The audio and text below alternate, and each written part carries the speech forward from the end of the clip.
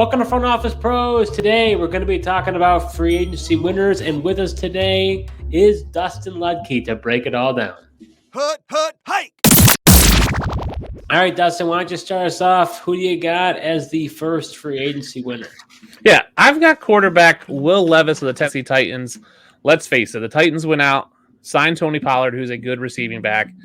They signed Calvin Ridley, who's a good wide receiver, to be number 2 there next to DeAndre Hopkins. That's just the surface level. Then you start digging in. They signed Lloyd Cushenberry at center, who ranked at 76.4 in pass blocking compared to their previous center, who ranked at 52.5. So just an upgrade in pass blocking for Will Levis.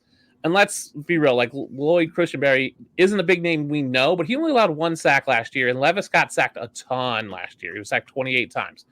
So I think it's going to give Levis the time in the pocket, which he does better in a clean pocket than he does obviously in a pressured pocket, to get the ball out to these 2 receivers, plus Chigakonkwo, plus Tony Pollard. You're going from Hopkins and Treylon Burks to now Hopkins and Ridley. Huge upgrade. Let's face it, Treylon Burks is just not good and is not solid as a receiver. Like, he's barely a wide receiver 4 on an NFL team at this point. I love what they did for Will Levis. He only played in a handful of games last year, so I think he just wheels up for him this year. I think he's going to be a sneaky quarterback 2 this year for fantasy. Well, you are talking. I mean, Lloyd Cushenberry is a name. Joe's ears kind of tingled when you said his name. Well, it's from the Denver Broncos. That's only because I looked at you, Steve, and you had a big old smile on your face when you mentioned Lloyd Cushenberry. Lloyd Cushenberry. Look, I think I almost, if you didn't say him, I was going to say him. Bananarama is going to get the opportunity. He's working with Brian Callahan as well. So he's got an offensive-minded head coach. You've seen what he's been able to do with Joe Burrow. And we don't know yet is who's the – I guess I'm thinking about Shane Steichen and then the coach for the Eagles, Nick Sirianni. You saw Shane Steichen leave, and it was like, okay, who is actually the puppeteer here? And you saw what Shane Steichen was able to do, and then Sirianni and the offense fell apart. So Zach Taylor has been the head coach. I feel that he's been an overrated head coach. Has been Brian Callahan all along. Is that Bengals offense going to start to crumble a little bit? And was Callahan really the mastermind behind that offense? So I think he's worth a gamble at this point because he's going to get this opportunity to start with a lot of weapons around him. Yeah. No doubt, Will Levis is a winner with this free agency. I'm not a big Will Levis guy, but regardless of that, he's gotten a big bump in weapons, as you mentioned. With Pollard coming over and then Ridley at receiver. There's no doubting that. Yeah, and right, and they did sign Nick Westbrook-Akine to a contract, who was really good for Will Levis. Like, that security blanket knows Will Levis has that chemistry to kind of help that cushion up well. Not a huge fantasy name, but definitely good for him in real football. So let me throw this out here. We've got some potential 1, 2, 3, 4 quarterbacks going in this draft. Based on Dynasty right now, if you had to slot Levis into those guys, where would you have Levis ranked in that list? So I will say it this way. I'll rank Levis behind whoever goes to the Bears, but over whoever goes to the Commanders and the Patriots. Okay, so you would, in theory, have him second. Yeah. Okay. What about you, Joe?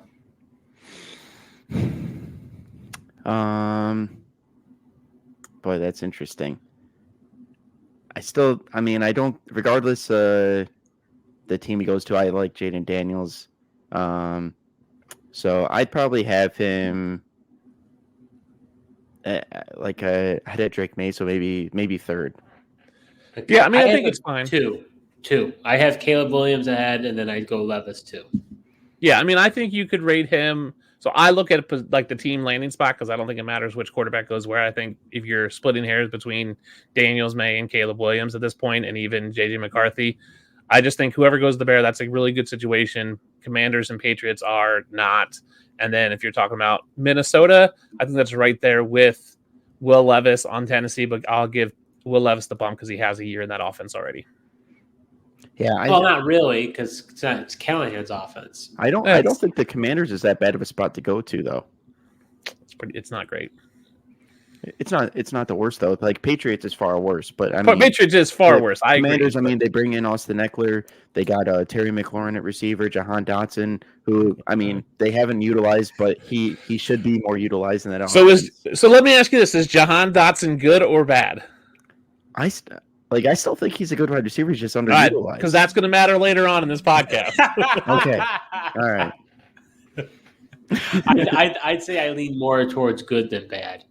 Yeah, like I don't think he's bad. Like I don't know why the Commanders didn't use him more. I think he's got talent. I just don't wonder why he's not more of a focal point. That's my question. All right, Joe, who do you got as your first winner? Yeah, so this is probably the most obvious guy of the free agency thus far, but I'm going to go with running back Saquon Barkley. Gets to go from the New York Giants over to the Philadelphia Eagles. New York Giants had the 31st ranked run blocking and as far as the offensive line, and that's who he's going to playing behind. Then he goes over to the Philadelphia Eagles, who were ranked number 1 in that category last year. I know they're losing, Kelsey at tight end. That's going to be at center. Sorry, that's good. Jason Kelsey's a big loss at center. But they got Jurgens moving over there. I think he's a decent replacement. I think the offensive line as a whole will be okay, and I just like the utilization that Saquon Barkley is going to have. We saw DeAndre Swift get like 18 carries per game early on, and he looked really good. And he's not the same type of back that Saquon Barkley is. So I think Saquon's in for a monster year here. I think Barkley could have a meteoric rise like McCaffrey did. Yeah. When McCaffrey went to San Francisco, and we've now seen him. Now, Barkley's had his own durability issues, which was a part of the concern around McCaffrey. I'd say stronger durability issues than McCaffrey. Right. But I think that he's a super talent, and I think he has the ability to play at that elite type of level where he doesn't fit the prototypical running back mold where the wheels fall off. Yeah, and I honestly, now we're talking centers for a second player in a row. I think losing Jason Kelsey actually helps Saquon Barkley. The tush push won't be as effective without Jason Kelsey. So you're going to look at Jalen Hurts, who had 15 rushing touchdowns. A lot of them came on the 1 or 2 yard line. You're talking about a back in Barkley who's 15 pounds and 2 inches bigger than DeAndre Swift. Tush push might not be as effective. We saw late in the season some teams be able to stop it once or twice. They maybe have figured it out. So maybe they give that ball to Barkley on the goal line a little more. So he might go up there and he might see 13, 14 touchdowns this year because he might steal away some from Jalen Hurts because the tush push isn't as effective because Jason Kelsey is gone. Yeah, I think that could just be less utilized this year as a whole because for whatever reason, DeAndre Swift was just excelled at going down at the 1 yard line and setting up for that situation. I think Barkley figures out how to get into the end zone on a lot of those runs that Swift just couldn't. Yeah. So my first winner is going to be quarterback Deshaun Watson. Watson's season was cut short with a trip to the IR due to a displaced fracture in his right shoulder socket. That does not sound good. Although many felt he had a very disappointing season, if you take a closer look at the numbers, in my view, Watson essentially played in 5 regular season games. And if you don't count the game he was taken out of the Colts, he didn't play that much. Of those 5 games, he finished quarterback 5, 27, 10, 8, and 14. Now you got Jerry Jeudy who enters the mix after he's been traded and he's been extended, which I was quite surprised by the number. But that means that, Jeudy, there's not a question mark of whether Jeudy is going to go. So now you've got Cooper, you've got Jeudy, you've got Elijah Moore, you got David Njoku, you've got Chubb coming back from that injury. Who even knows if it will be on the team? So I think everything is lining up where I think Watson's I know people, he's not a glamorous name by any means, but I think he's actually very under the radar heading into next season. Yeah, I think he's okay. I'm curious that they signed Jameis Winston to a 1-year, $4 million contract. I'm wondering how long that leash is for Watson because we've seen other quarterbacks, Joe Flacco, go there and be productive on that team. So if Deshaun Watson has a rough start, do they think about making a switch to Jameis Winston to try to salvage the season, very much like they saw with Joe Flacco? I do think he got a ton of upgrades, right? I think Jeudy is a huge upgrade over Elijah Moore. Moves Elijah Moore to the 3. David Njoku's there. Hopefully Nick Chubb comes back healthy. If not, Jerome Ford there, and they probably draft a guy. So he definitely got upgrades of weapons, so he definitely won in that instance. I just wonder how long the leash will be for Deshaun Watson in Cleveland. Yeah, I still have my doubts about Deshaun Watson, Steve. I know you put some numbers out there, and I know you find them interesting. He just has not. Stats aside, the eye test, he just has not looked impressive since going over to Cleveland. And I get Jerry Jeudy question. I'm interested to see how much of an upgrade Jerry Jeudy truly is, because I have my doubts on how good of a wide receiver this guy really is. Oh boy! Now he's not a Denver Bronco anymore. Now he's not a good receiver. Steve Smith called him just another guy, and they gave another guy $19 million a year on a 3-year deal. Just insane to me. But Jerry Jeudy, he's good at getting open initially, but he doesn't have the ability to kind of run those secondary routes to continue to get open. So I'm curious to see how the Browns plan to use him for this to be an actual upgrade to the offense. I hear what you guys are saying. I just think money talks. That contract is fully guaranteed. I mean, you're talking about a horrible dead cap situation with Russell Wilson. I mean, this would be historic by even more historical proportions if they were to have to cut Watson. I think, yes, I guess they have to keep their jobs. So I guess if Watson is that bad, maybe they do change for Winston. But I think Winston is more so a insurance policy because Watson has not been as durable of late. Yeah, I think Winston just in case Watson gets hurt again, which could possibly be the case. I don't know if he's just it's lack of massages over there in Cleveland or what's going on. Oh boy, Joe. or lack of care because he's got guaranteed contract. There's no reason to push through pain when you got a guaranteed contract. Thank you, Dustin. Joe's obviously in the gutter. So I mean, hey, both things could be true. So Dustin, let's transition over to who is your next winner. Yeah, I've got George Pickens, wide receiver for the Pittsburgh Steelers. Let's face it, out of most of the receivers in the NFL, no coaching change. He just got a quarterback change, but let's face it, Russell Wilson can be as bad as he wants to be, and Justin Fields is a huge upgrade over Kenny Pickett and Mitch Trubisky and whoever, Mason Rudolph. Like, it's just a huge upgrade at quarterback. He loses Deontay Johnson, who got shipped out. That vacates 87 targets. They haven't really brought in another guy. I mean, Van Jefferson's not it. They probably do draft a guy. But what we saw last year when they let go of Matt Canada, Pickens' yardage went up. He went from 60 yards per game with Matt Canada. After Matt Canada, he went up to 89.3 yards per game on the same number of targets per game. So I like the usage after Matt Canada left. So I think it's just a huge bump for him. He becomes that deep threat with Russell Wilson, who is famous for those moon balls. I just like what I saw there. Now, if they go out and draft, Marvin Harrison, Rome Odunze, one of those top guys, which I don't think they will, that might bring him back down to earth a little bit. But as it sits right now, George Pickens is a huge winner in free agency. Joe, I'm waiting to hear, what do you think about George Pickens? Yeah, look, Steve, my hate for George Pickens was when Deontay Johnson was on the team. I prefer Deontay Johnson. He got more of the targets, PPR leagues. Deontay Johnson was my guy. He's an elite route runner. Think he's going to do well with the Panthers. But Deontay, I told you, as soon as Russell Wilson went there, I told you, what did I send you? A pick that George Pickens stock was going up because he's going to be the Cortland Sutton for the Pittsburgh Steelers and get those deep balls that Russell Wilson likes to throw. Pittsburgh Steelers haven't had a quarterback that could throw the ball downfield and really utilize Pickens in that way, and Russell Wilson will be able to do that. What's that I hear? Oh, that's right. Music to my ears, Joe. Very nice. Glad to hear that you're coming around. But no, I'm with you guys. I think this is a smash for Pickens. Even if they bring somebody in, I almost think they may. I almost am kind of concerned if they don't, because other than Freiermuth, who else do they have? So teams could practically just double team the guy, and what's going to happen? So I almost feel like they kind of need somebody else. They also got rid of Allen Robinson. They cut him. He really didn't do all that much, anyways. He was, I saw your look, Dustin. He's Allen Robinson is trash. He's always been trash. He's trash. But they also have. I'm trying. The name escapes me right now. They also have Calvin Austin. Calvin Austin. Thank you. He has shown flashes. I think he could be someone that could do something. But they're going to need another secondary piece. It can't just be Pickens and Austin. You guys buy the rumors of Steelers trading for Ayuk? I do buy those rumors. I think that they basically Brandon Ayuk kind of looks like Mike Tomlin, so they're going to want to get it done. Yeah, they would have to give up a first, a second, and probably Calvin Austin to get Ayuk.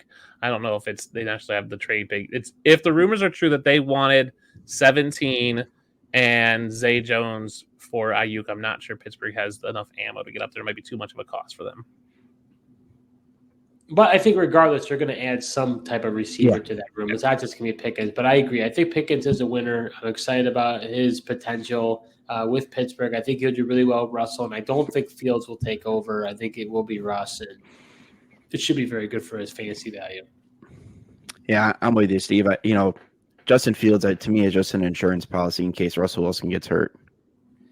All right, Joe. So who do you have as your second free agency winner? Yeah, so my second winner, Steve, staying at the running back position. Going to go with a guy that you said was not going to get another opportunity after the Bengals, and that is running back Joe Mixon. Oh, boy, coming off his 1,000-yard season with the Bengals, gets to go over to the Houston Texans. Great opportunity. Going to step in and be the RB1 for the Houston Texans. We saw Devin Singletary have that role, and he was able to get, he had 216 attempts, 898 yards, and 4 touchdowns and 30 receptions. And I think we can all agree Joe Mixon is definitely better than Devin Singletary. So I'm excited for what Joe Mixon his potential is in this offense as the RB1 with the Texans. What's the bananas part to me is that they gave him a 3-year extension to boot. I'm all for it.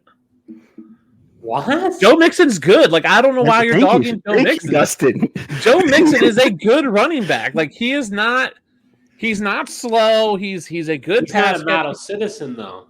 Well, yes. So neither is Deshaun Watson, and you picked him. that's We're talking about model citizens. Joe Mixon gets to go from a really good team to another really good team. It's not like he's going from a really good team to a bad team or a bad team to a good team. He's going from a good team to a good team. The Texans have a great quarterback in C.J. Stroud, was, always will be the best quarterback from that draft, who will just pepper him with targets. Mixon had 64 last year. He's probably going to get close to 50, if not 50 plus this year. He had 257 carries last year, 102 or 4.02 yards per carry. He'll continue that in Houston. Let's face it, Dameon Pierce is not good, right? We can live this love that we had 2 years ago. He's just not that good. He's a replaceable back. They might even draft someone and cut Dameon Pierce. Who knows? Joe Mixon's going to be the guy there. And there's talk that Houston was interested in trading Nico Collins. If they trade Nico Collins, that's even more wheels up for Joe Mixon. Lets them balance out that run game, which they really couldn't do last year. Lets them catch more balls out of the backfield. I'm all for Joe Mixon being on the team. I think he's going to be that veteran piece on that team as they run that division for the next 5 years. Let's go. Oh, boy. Here's the thing. I don't – to me, isn't it kind of a net? Like, is he really that much of a winner? He's kind of a net neutral. Well, to me, he's a winner because I feel like the Bengals always wanted to not give this guy the ball around the goal line. How many times you watch? I mean, you watch the games with me, Steve, and I am Joe Mixon. I really like him. So time and time again, he'd get a shot on first down. Then Zach Taylor would come back and go 2 passes in the red zone along the goal line. And then they started towards the end of the season. They started to work Chase Brown in there and get him more involved. So I think the writing was kind of on the wall, and I that he could have got more involved, and that would have hurt Joe Mixon. But the Texans are going to do that. What, with Dameon Pierce? He doesn't scare me. What says that they're going to do? What says they're going to? But what says they're going to give him that usage in the red zone? Well, I mean, nothing. But I think with the fact that Tank Dell got injured. I think a defensive. I mean, they come from the Shanahan system. Those guys like to run the ball, and they'll run it along the goal line. I have far more confidence in the Houston Texans staff in doing that than Zach Taylor and the Bengals. Yeah. Joe Mixon's a winner. Joe Mixon goes to the Packers, he's a loser. Joe Mixon goes to the Minnesota Vikings, loser. The fact that he's going to go to a team that clearly valued him, that traded for him when he was rumored to be cut, and then Inside Media shows me that they are investing in Joe Mixon and they're going to utilize him. That makes him a winner in my mind. So you both believe that Mixon is better off in Houston than Cincinnati? Yes. Interesting. Okay. And he was running back 6 last year in Cincinnati. So if he's better off than that, he stayed top 5 running back for me this year in fantasy. So my next winner is going to be wide receiver Marquise Hollywood Brown. Marquise Brown ended up signing a 1-year, $7 million prove-it deal with the Kansas City Chiefs. Marquise Brown, back in the day, guys, had a 4.27 40-yard dash, and this is what the Chiefs were missing when Tyreek Hill left: speed. So the former first-round pick has only went over 1,000 yards once in his career, and the most amount of touchdowns he's ever had was 8. Marquez Valdes-Scantling has been released. He's no longer on the team. I think Brown has a great opportunity to maximize his fantasy value. And look, if you don't think that – I'm not saying that he's going to be a Tyreek Hill caliber player, but if you think about him as a player and his makeup, he has the possibility of being great. So this is a great opportunity if you really want to get rid of him. Great. You don't agree with great? I think he could be good. I don't think he'd be okay. I don't think he can be great. No. Why can't he be great? When has he ever been great? I don't think he's a great wide receiver. I don't think he's a great player. I agree. He's never been great, so I don't think he can be great. He's been okay in the past, but let's face it. As much as we love the Kansas City and they're good at a lot of things, evaluating wide receivers is not one of them. Sky Moore, bust. Kadarius Toney, bust. Justin Ross, bust. They hit it with Rashee Rice, and that's the only one. So they're not really doing great at evaluating wide receivers they bring in. Marquise Hollywood Brown has just been so his whole career. Like, his best fantasy finish is wide receiver 22, and that was in 2021. Yes, he was fast. That was 6 years ago.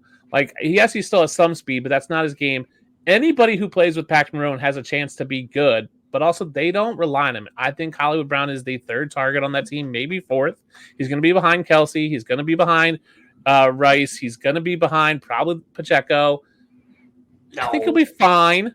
How many targets is he going to get? He's going to get 110. Well, they're also going to be adding a rookie at the end of that first round. Yeah, they're definitely going to add a rookie. Yeah, I think they're going to add a rookie, and I think he falls into the target. My fear is, like, just look at like McCole Hardman, MVS, like they just haven't been able to find guys that are good. They just rotate people in. When Justin Watson is out there having decent like best ball weeks, sure, you'll get that from Marquise Brown. I don't think in a managed league, Marquise Hollywood Brown is someone that you can really count on to be a flex play. I think he's a bye week fill-in at best. So you don't see him as a winner? I see anybody that goes and plays with Patrick Mahomes is a winner, yes. I just don't think he's going to be great. There's guys that won, but doesn't mean they're going to be good. I think he has the potential to be great. Wow. Yeah. Well, he's never been great playing with Lamar Jackson or Kyler Murray. I don't know how Mahomes is also going to make him great. It's not like he was playing with scrubs. Well, when has Lamar Jackson ever had a strong receiver that from a fantasy standpoint that he supported? Nobody. Agreed.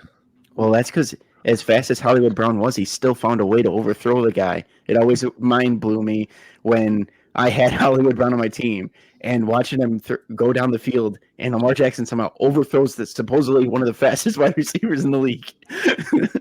But we can also say outside of Tyreek Hill, Mahomes has never had a top-end wide receiver. So maybe it was Tyreek who made Mahomes look really – made himself look good compared to Mahomes making other people look good. Mahomes makes average guys look okay, and I think that's what's going to happen with Holly Brown. He's an average guy who's going to look okay, slightly better than he has, but that's still not great. All right, Dustin. Let's finish it off here. Who do you have as your last free agency winner? Well, I've got a running back for you. Let's talk about Gus the Bus Edwards, who signs with the Los Angeles Chargers. That's not a bus. That's a train.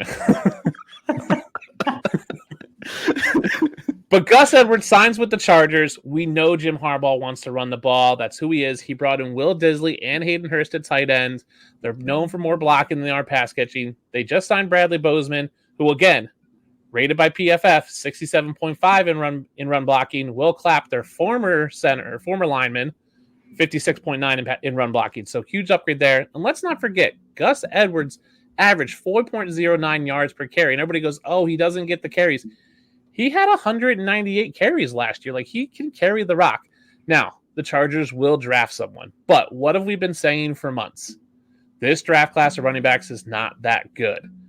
So we're saying, hey, they're going to draft a guy in the third round, and we're going to say that guy's all of a sudden like going to take over. I think there's a good chance they could wait to the fourth round and draft someone, a second or third tier running back, and run Gus Edwards, basically run him wild this year, and he could be the lead back for the Chargers on a team that has no pass catching weapons currently. I mean, they have nobody. They have Quentin Johnson and Josh Palmer.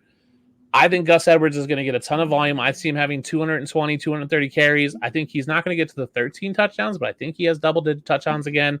Doesn't pass catch, which is an issue for fantasy. But I think he's going to finish as a mid-range running back 2 this year. So for me, it's a huge winner to go from Baltimore, where you were basically hoping he got the goal line work behind Lamar Jackson. Obviously, he leaves. They bring in Derrick Henry. So I think it's a huge win for Gus Edwards to go to the Chargers, who are just going to run the ball a ton this year. See, to me, if Blake Corum goes to that, if they draft Blake Corum, see you later, Gus Edwards. To me, it's going to be the Corum show. It could be if they draft. I mean, that's the thing. We're saying right now we don't know who they're going to draft. I do think they draft somebody. I think they're going to be looking for more of a pass catcher guy, so that might drop them down. But here's the thing, and I'm not a draft capital guy, but most people that watch this show in the fantasy are like, draft capital. They'll go, a fourth-round running back sucks, but as soon as it goes to the Chargers, they're going to love a fourth-round running back, so don't give me this draft capital. But if we've been saying for months that this group is not that great, that it's very, that it's a low-end running back class, we can't all of a sudden go, oh my gosh, this guy's an amazing talent. Now he's a top 5 running back. I think at best, they're going to split time between the rookie's going to split time with Gus Edwards. So I still think it's good volume for him. Come on, you're a Michigan Wolverine fan. I love Blake Corum. I want Blake Corum there. Harbaugh is not going to go and get Blake Corum. If he goes and get Blake Corum, I still think it is a 50-50 split for the year one. No. Yep. Well, I mean, we'll see. I think there's also a possibility that Blake Corum goes to the Dallas Cowboys. Who also really need a running back. So we'll see. But either way, I think Gus Edwards is going to have a role, even if they bring in a rookie. Yep. He's still going to be utilized. They seem to make him a priority in signing him over in free agency. Like Dustin said, Jim Harbaugh's coming over and they just want to run the rock. And I like Gus Edwards, and I just feel like he didn't ever really get that opportunity in Baltimore. What? He didn't get an opportunity in Baltimore? Well, he did once Keaton Mitchell got hurt, but I feel like he really just was like the goal line guy for a while. Like if Gus Edwards didn't get a touchdown or two, you were disappointed with his fantasy output. It just so happens that he was getting 2 to 3 touchdowns in a game, and then the Gus bus was real. Yeah, I mean that's the thing. If it wasn't for J.K. Dobbins getting hurt, Gus Edwards never sees the field in Baltimore. Right. And let's talk about draft picks. Chargers have the 5th overall pick. They're taking a receiver because they have none. Then they have 37. What are they taking there? Are they taking a running back at 37? No. I think they're going to wait till the 3rd round at 69 overall. Maybe they take a running back there, or maybe they wait till the 4th at 105 or 110. So it's not going to be a top-end running back unless they take one at 37 overall, but I think they have too many other holes. They could go wide receiver in the draft and not take a running back until the 3rd or 4th round. So speaking of receiver, Joe, who do you have as your final winner over there? Oh, yeah. Dustin's going to love this one. My final winner, Steve, is wide receiver Curtis Samuel, coming over from the Commanders over to your Buffalo Bills, Dustin and Steve. Dustin, I don't know how you could not be happy about this. I'm so mad about this. It's such a perfect fit. No, it's not. To get Curtis Samuel back with Joe Brady, because that's when Curtis Samuel had his best year. He hauled in 77 passes for 851 yards. And then you get a tweet just today from Matt Harmon with the reception perception, Dustin. I'm trying to make you feel better here. He had a 75.4 success rate versus man. He's cleared 75% success rate versus man in all 4 seasons charted, and then an 80% success rate versus zone, best mark of his career. And he says Samuel's a position versatile wide receiver who can win in multiple roles and separate. Perfect fit for what the Buffalo Bills have been missing in their offense. And guess who's the offensive coordinator there, Dustin? Joe Brady gets to reunite with Curtis Samuel, and it's the piece that Josh Allen really needs, that piece out of the slot. And they've been trying to run the ball with Stephon Diggs at the running back position. That's exactly what Curtis Samuel could bring to the table. Play him a little bit with the running backs and put him in the slot. It's a perfect pairing here. All right, let's start. Steve, just let me go here. Let's start with this. You got it. Let's start with this slot receiver role. How many times are we going to use that excuse? That's what Khalil Shakir is. That's what Dalton Kincaid is. We can't have 5 guys in the slot every play. All right, let's talk about Curtis Samuel and his best year. Let's take 2019, which was his best year. He had 627 yards, 6 touchdowns. He had slightly more yards, less touches the year after. But that year in 2019, guess the percentage of passes he caught. He had 105 targets in 2019. He got 50% of them. 50. That is absolutely horrible. Absolutely horrible. Never finished above wide receiver 25, and that was in 2020 in his career. So let's say at best he does that. He's a wide receiver 2, which we already have in Khalil Shakir, right? That year in 2019, he got the 3rd most cushion out of anybody in the NFL, but somehow had the 23rd most separation on targets. So that means that he had a ton of cushion and then gave it all up because he just can't get in and out of routes. He can't beat a man. He's just not that good at best. He is a gadget player. He is a wide receiver 3 or 4 on the team. This is the next evolution of Isaiah McKenzie and Jamison Crowder. We're going to bring in these retread guys who have been around and go, oh, they're going to be great. They're going to be great. They're going to be great. He sucks. He's just not good. He can't catch the ball, right? And here's the deal. You said Jahan Dotson could be good. He couldn't beat out Jahan Dotson last year for snaps or targets. He was behind Jahan Dotson on the Commanders, who had the most passing attempts ever last year. They had a ton. They had like 640 passing attempts. Sam Howell at one point had a full game's worth more passing attempts than everyone else in the NFL.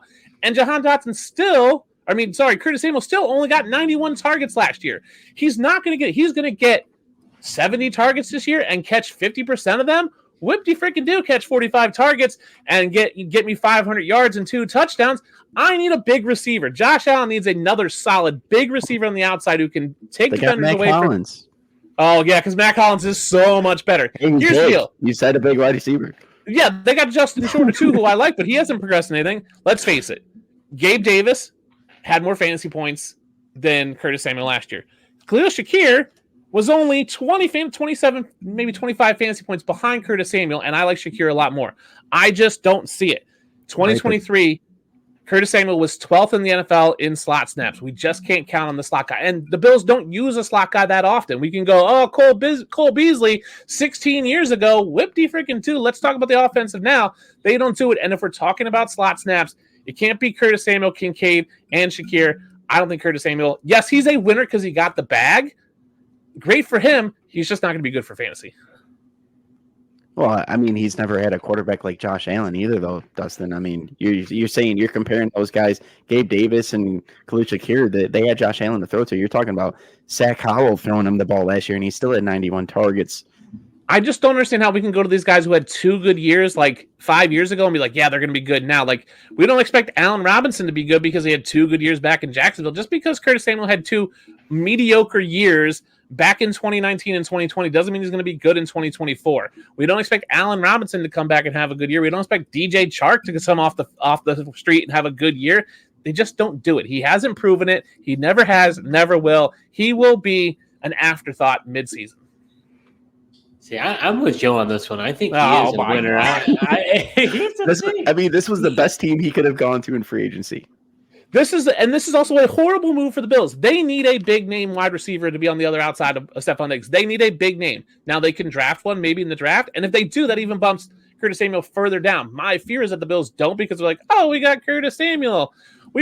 Joe was all spouting Deontay Hardy last year. It's like, oh, he's going to be a breakout. Came over to the Saints. He did nothing. Like, we just keep retreading these guys over and over again who have never proven it. It's the same issue we had with Steve's pick earlier. Like, he's never done it. He's not going to do it now just because he has a better quarterback. Curtis Samuel, like, the Bills screwed this up. If they don't draft a big name wide receiver or go get T. Higgins or Brandon Ayuk, their Super Bowl window's closed. Sorry. I think you are really doing a disservice to one Curtis Samuel. He's 27 years old. Joe Brady and Brandon Beane, mind you, was the assistant GM for the Carolina Panthers. They are going to have a plan for this guy. You could say that they tried to come up with a plan for Deontay Hardy. You could say they tried to come up with a plan for some other guys in the past, but they're going to know exactly how to use them. And you saw they tried to use Diggs in this way where they threw a lot of, behind the line of scrimmage. It just really wasn't working. They needed someone who had more agility, more acceleration, more quickness. And now he gets to be that role, and Diggs actually gets to go out and run routes. So to me, I think Samuel, he could be somewhat gadgety, but I think he could get carries. I think he could get rushing touch. You saw even Diggs get some carries out of the backfield. I think that's gone now. Samuel's going to be doing it. In a redraft format, I know we're talking, mostly dynasty here. I can't see how he wouldn't be a late round flyer at the end of drafts. He's never been higher than wide receiver 25, and most years he's in the wide receiver 35 to 45 range. I don't need that on my fantasy team. I don't need a guy who has proven over and over and over and over and over again that he is a wide receiver 3 or a flex play for fantasy. I'm not taking a flyer. Give me a young guy who's got some upside. Give me a young receiver who's played 1 or 2 years who we just maybe don't know. Hey, I'll take the flex appeal there. He was fantasy worthy last year with Sam Howell and the Commanders. I don't see why he can't be, take a flex shot on him this year with Josh Allen at the helm. He's just not that good. So my last winner here is going to be tight end Kyle Pitts, another one of your favorites, Dustin. In one of the bigger moves in free agency, we saw Kirk Cousins leave the Vikings, go and sign with the Falcons. Now, I could have probably picked any Falcon, but I'm going to go with Pitts in particular. We saw what Pitts was able to do in his rookie year with Matt Ryan at quarterback. 68 receptions, 1,026 yards, and a touchdown. The most touchdowns he's ever had is 3. In 18 career games with Kirk Cousins under center, T.J. Hawkinson averaged 6 catches, 55 yards, and basically 0.33 touchdowns per game on average. I think this is the time where Pitts is truly going to break out. I don't disagree with you. I'm more in on Pitts than I have been. I still don't think Pitts is this magical unicorn. I said this before. Pitts is not a unicorn. He's a donkey with a ice cream cone taped to his head. Donkeys are still useful at times, but they're not going to be this majestic beast for your fantasy team that you think he is. I get it. Kirk Cousins targeted TJ Hawkinson, but that's more the system. I'm not sure Raheem Morris runs that system. In Atlanta, we still have Drake London. We still have Bijan Robinson. They did bring over Darnell Mooney, who I think is a better NFL receiver than fantasy receiver. They may still draft a guy. I just think Kyle Pitts is a middle-of-the-road tight end in that glob of other middle tight ends. I don't think he separates himself to be a top-end tight end, especially now in fantasy where we have 5 or 6 top-end tight ends that you can get. Yeah, I mean, no doubt, like you said, Steve, Kyle Pitts and everybody on that Atlanta offense is a winner with Kirk Cousins coming over. But I'm just curious how they're going to utilize him because the tight end position has never really seemed to be that much of a focal point, like in the Rams offenses. And if that's the type of scheme that they're going to continue, Zach Robinson coming over from the Rams, if they're going to continue with that same system, just wonder how many targets Kyle Pitts will actually have, and maybe more of those targets go to the Drake Londons and the Darnell Mooney's pieces of the offense. But Pitts is basically just a glorified receiver. Well, that's what they've been saying. Other than his rookie year with Matt Ryan, we've been yet to see that. Everyone's been saying just enamored with his talent and everything, and yet other than his rookie year, we just haven't seen it out of the guy. Smith was more productive last year than Kyle Pitts. Other than 2019 and 2020, we haven't seen out of Curtis Samuel. I mean, Kyle Pitts, it's the same thing. We've only seen it once. We haven't seen it again. I agree he's a winner because they get Kirk Cousins and they have a new coaching staff. I just wonder how good he's actually going to be. I think if he can get 80, 90 targets, but he had 90 targets last year and was still tight end 13. I think that's about where his ceiling might be. It might be tight end 10 this year. I don't think it's a top 5 tight end in that offense. Yeah, the quality of targets definitely go up. Quality targets definitely goes up. I agree. So that does it for our free agency winners. Dustin, thanks so much for joining us today. Of course. I love hopping on with you guys. It's been a while, but it's good to get on, talk free agency. It's been a fun time of the year, so thanks for having me on. Absolutely. And now we know that you will not be drafting Curtis Samuel. And not at all. Giving your advice to all those who will be listening. Yeah, don't draft Curtis Samuel. I can't think of a better way to end the show. Thank you so much for watching, and until next time.